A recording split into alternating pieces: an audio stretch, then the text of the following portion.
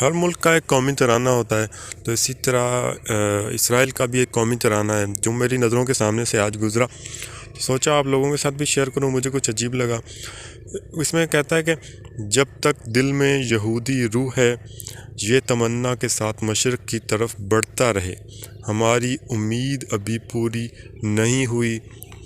اپنی زمین پر 1000 سال کا خواب،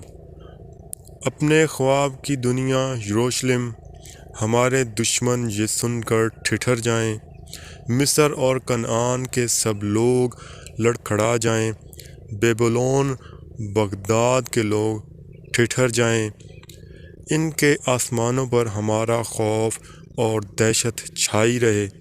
جب ہم اپنے نیزے ان کی چھاتیوں میں گاڑ دیں گے، اور ہم ان کا خون بہتے ہوئے